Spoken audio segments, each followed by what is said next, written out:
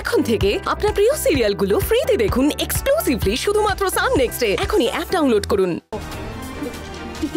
দেখো আমি তো সাদাসিধে মানুষ, বলো আমি না এত শত বুঝিনি।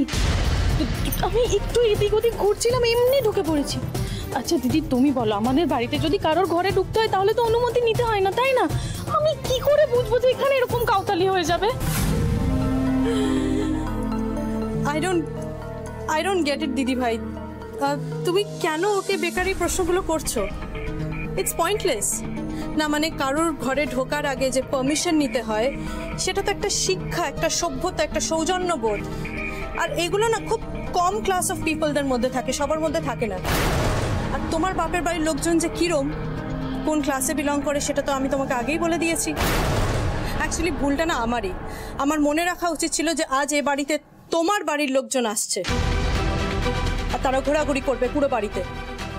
আমার নিজের ঘরে তালা দেওয়া উচিত ছিল। দেখ ছোট, তুই অনেকক্ষণ ধরে অনেক কথা বলে চলেছিস, আমি কিচ্ছু বলিনি। তুই আমার বাপের বাড়িকে নিয়ে, আমার ক্লাস নিয়ে, ছোট লোক বড় লোক নিয়ে অনেক কথা বলে চলেছিস।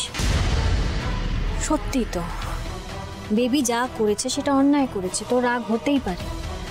আর রাগের মাথায় মানুষ অনেক সময় অনেক কিছু বলে ফেলে, হয়তো অপমান করতে চায় না কিন্তু বলে ফেলে।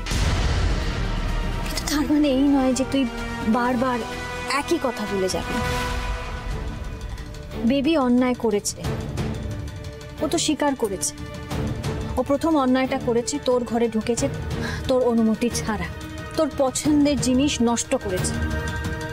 কিন্তু ও তো তোর কাছে ক্ষমা চেয়েছে, বল চাইনি? চেয়েছি তো, যখন ভেঙেছি তখনই ক্ষমা চেয়ে নিয়েছি। বাড়িটা খুব ভালো তো, মানে ভাঙচুর করবে, যা খুশি মনে হবে তাই করবে, আর তারপরে তাকে ক্ষমা করে দিতে হবে। না ভাই, আমি কিন্তু সে কথা বলিনি। আমিও তো ছোটর কাছে ক্ষমা চেয়েছি।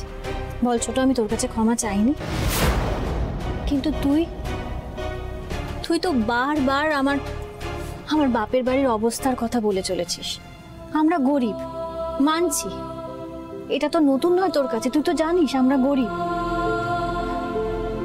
আর এই অবস্থা তো আমি পাল্টাতে পারবো না কোনোভাবে। ওই যে তোরা বলিস না ফ্যাক্ট, এটাই তো ফ্যাক্ট, আমরা গরিব। ব্রাভো বৌদি ভাই, ওর কথা ওকেই ফেরত দাও। কমন বড় বৌদি, কমন। ছক্কা হাঁকাও, ছক্কা একেবারে তুলে মারো, সিক্সার। দেখ ছোট, গরিব হওয়া কিন্তু অন্যায় নয়, পাপ নয়। আর গরিব বলে যে তার কোনো শিক্ষা দীক্ষা নেই, তার